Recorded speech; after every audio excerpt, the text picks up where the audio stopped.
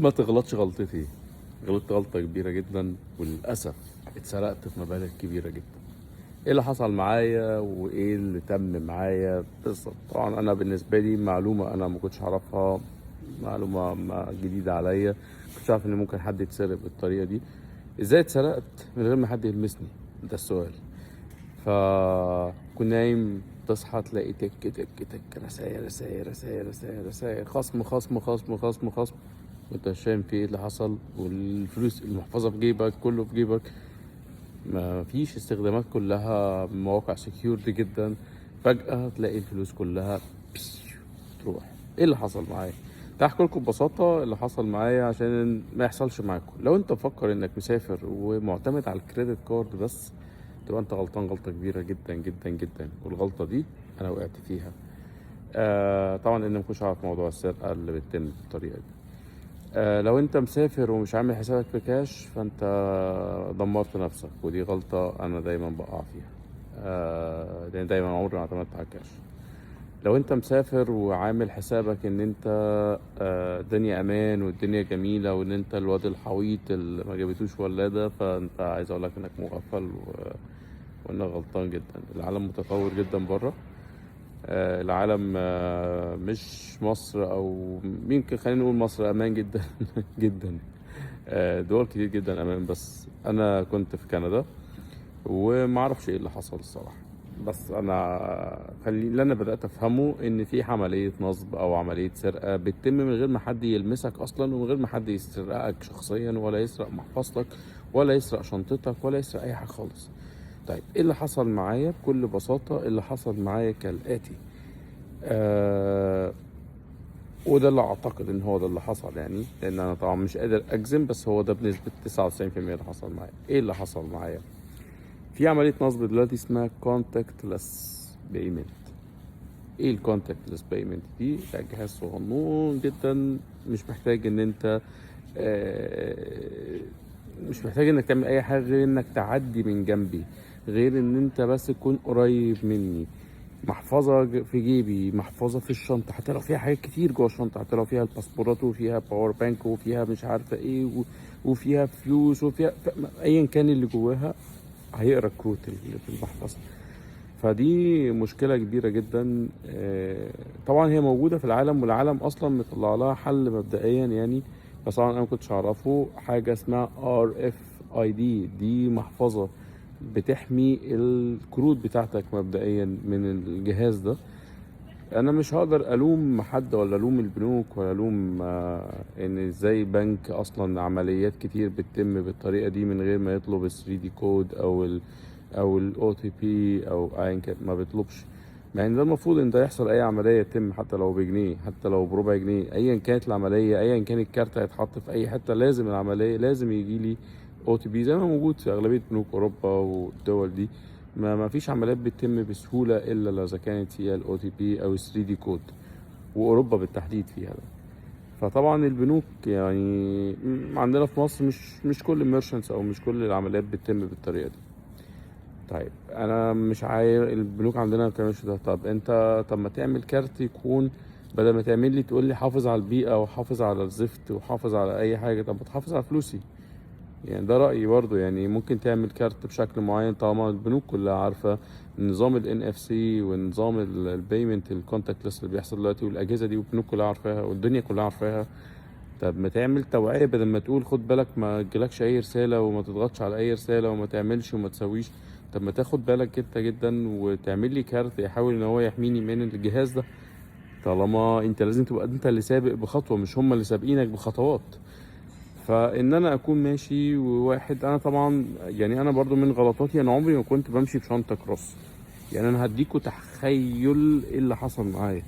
انا طبعا الشنطه الكروس موجوده على صدري ماشي بيها، فاكيد اكيد اكيد بديهي ان الشنطه دي اكيد فيها حاجه مهمه، فيها ايا كان بقى، فيها فلوس، فيها اكيد الشنطه دي فيها حاجه مهمه.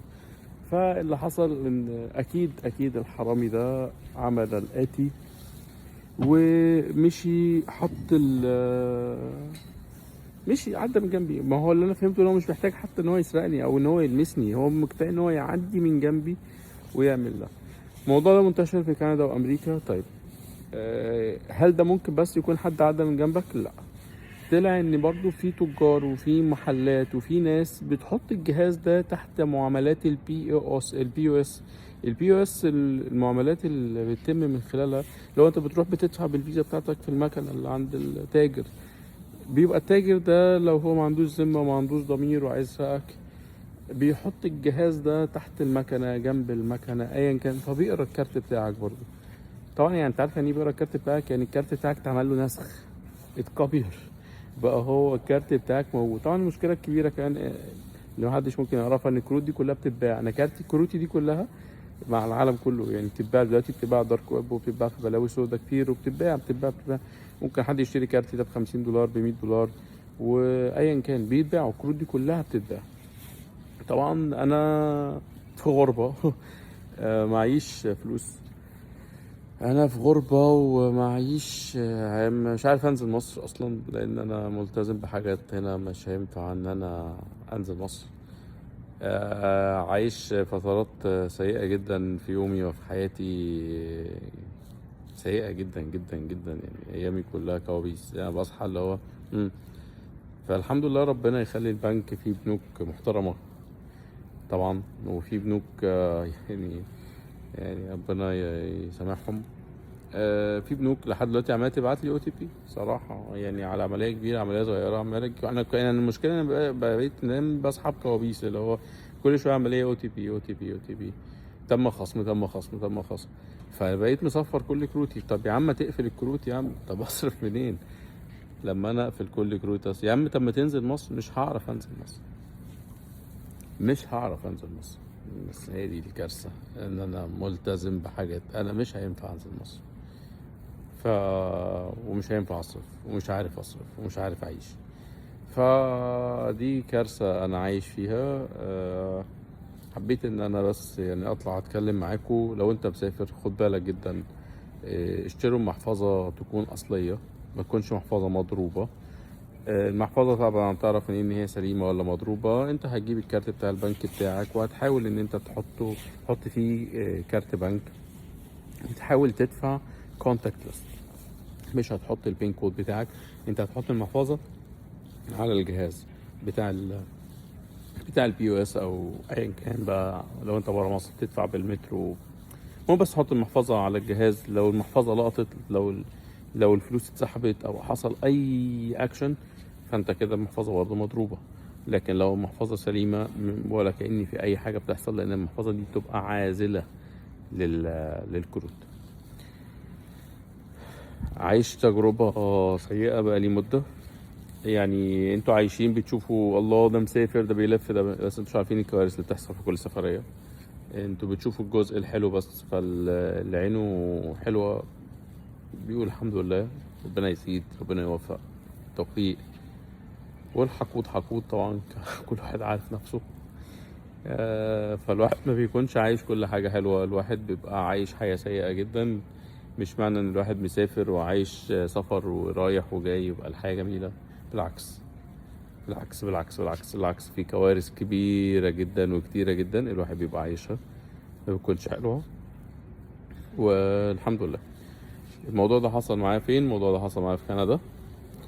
طيب ما هو منتشر في كل دول العالم، يعني كندا وامريكا واوروبا، منتشر في كل حته في العالم. فخدوا بالكم، حاولوا ان انتوا دايما تسافروا معاكم كاش بزياده، حاولوا تدفعوا بالكاش على قد ما تقدروا. طبعا انا كنت ضد الكلام ده تماما تماما تماما، بس بما ان مفيش امان للكروت بتاعتنا، انا طبعا بتكلم على كروتي كمصري وكروتي مصريه، فبما ان مفيش المعاملات اللي تتعمل بشكل امان بشكل كبير بنسبه كبيره جدا، تكون سكيورد بشكل كبير، ان شاء الله الفلوس هترجع ان شاء الله. يعني هعمل ديسبيوت ان شاء الله الفلوس هترجع، يعني مش هي دي الازمه. ولو ما رجعتش فقدر الله مش هفعل، الحمد لله. بس خدوا بالكم من فلوسكم، سافروا معاكم كاش كتير. وللاسف الشديد، للاسف الشديد لازم برضه اقول لكم ان في دول كتير جدا ما بتقبلش الكاش، فالاغلبيه المعاملات بتبقى كونتاكتلس، برضه بتبقى بالكريدت كارد، فلازم يكون معاك كريدت كارد. بس انت الكريدت كارد لازم تجيبها تحطها في محفظة امان. الكريدت كارد يعني حاول ان انت تخبيها باي طريقة ممكنة. ما تمشيش بكريدت كارد كتير. ما تحطش كل الكريدت كارد في محفظة واحدة، ما تعملش غلطات تندم عليها او تندموا عليها يعني. جوايا كلام كتير عايز اقوله، مخنوق جدا صراحة. فانا يعني انا اديت تصور تخيلي للشنطة دي، فحاولوا على قد ما تقدروا برضو ما تبينوش ان انتوا عادي، انتوا بجاكيت عادي جدا، جاكيت طبيعي مفيش اي مشكلة وامشي. لكن ان انت تبقى لابس جاكيت ومكعبر وعليه شنطة، اكيد الشنطة دي اكيد فيها حاجة، اكيد يعني اكيد فيها حاجة مهمة بالنسبة للحرامي مهمة. فخدوا بالكم من فلوسكم، خدوا بالكم من نفسكم، ودي تجربتي، تحاولش ان انت تغلطها. ما اعتقدش ان في ناس في مصر ممكن تكون تعرضت لها كتير، ولو حد تعرض لها يقول لنا حل الموضوع ازاي، او لو عنده فكرة غير المحفظة اللي انا اتكلمت عنها. منتظر تعليقكم. اشوفكم على خير ان شاء الله في اخبار احلى بقى من دي، وتشوفوا حاجات احلى ان شاء الله. باي باي.